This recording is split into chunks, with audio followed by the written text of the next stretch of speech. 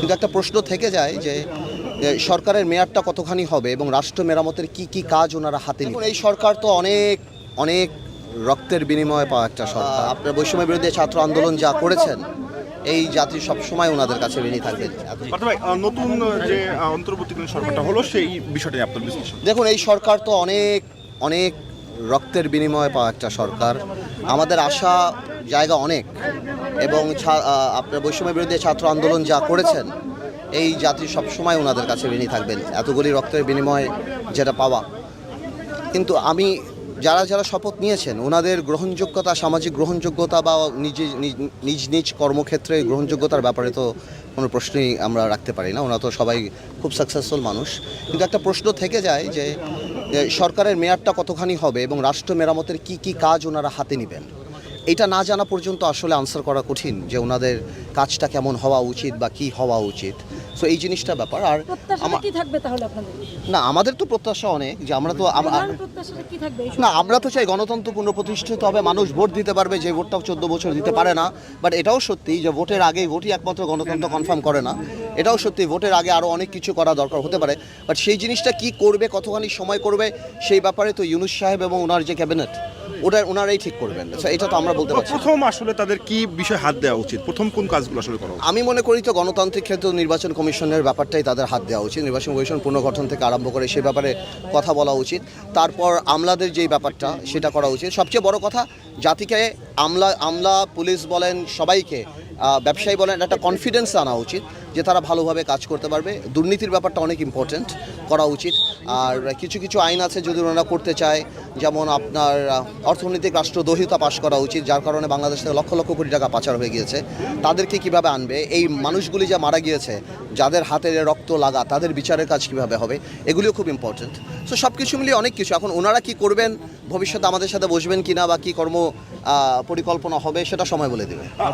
একটা বিষয়, এখন দেশ আসলে সময়টা কতদিন থাকবে আমরা বলতে পারি না, আমরা তো এটাই বলছি। আমরা দেখেছি যে অনেকের সমাজে যারা বিশ্লেষক তারা বলছেন যে এই অন্তর্বর্তীকালীন সরকারের অর্থাৎ সংবিধান অনুযায়ী মেয়াদ 3 মাস অথবা 6 মাসের মধ্যে, তারা বলছেন একটু বেশি হওয়া দরকার রাষ্ট্রের সাথে। কোনো মেয়াদই নেই, মানে অর্থাৎ তারা যেটা বলছেন যে তারা বলছেন যে এটি নির্দিষ্ট একটা দীর্ঘ সময় হওয়া দরকার আর কি। না, এটা নির্ভর করে দীর্ঘ সময়ের ব্যাপার না। প্রশ্নটা হলো ওনারা কাজটা কি।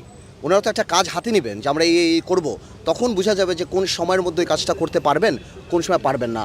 ওই কাজগুলো কি ওনাদের করা উচিত বা ভবিষ্যৎ গণতান্ত্রিক সরকারের করা উচিত, এটা নির্ভর করে যে কি করবেন। আমার মনে হয় সরকারের উচিত এখন রাজনীতিবিদদের সাথে কথা বলা, বড় বড় রাজনৈতিক দল যাদের স্টেক আছে কথা বলে এরকম একটা পরিকল্পনা, যাতে করে পিপল রিপ্রেজেন্টেশনও থাকে, মানুষের রিপ্রেজেন্টেশনও থাকে। এখন তার সংসদ নেই, সো বড় রাজনৈতিক দল যারা আছেন তাদের সাথে কথা বললে অ্যাটলিস্ট মানুষের একটা স্বস্তির জায়গা থাকবে। ঠিক আছে।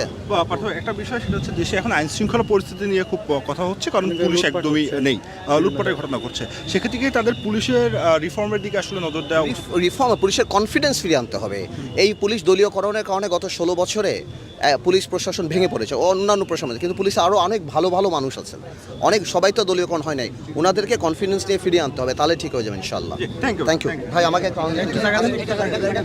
দেখছেন বেশ জনপ্রিয় নেতা আন্দালিব রহমান পার্থ, তিনি কিন্তু কথা বললেন এবং তাকে দেখছেন মানুষ যখন এক নজর দেখে তখন কিন্তু ভালোবাসাটা কিন্তু পায় এবং দেশের মানুষের তার কাছে অনেক চাওয়া রয়েছে। আপনারা জানেন যে তিনি কিন্তু ভালোবাসার একটি নীল নক্ষত্র। আপনারা যেমন দেখছেন অনেক মেধাবী মানুষ এবং তিনি কিন্তু ডক্টর মোহাম্মদ ইউনূসকে নিয়ে বক্তব্য দিয়েছিলেন, সে বক্তব্যটা কিন্তু বেশ আলোচিত হয়েছে এবং আমরা দেখাই তাকে, দেখছেন পায়ে ভালোবাসা কিভাবে ছিনিয়ে দিচ্ছে মানুষেরা। আসলে এই ভালোবাসার আসলে কখনোই টাকায় মেলে না।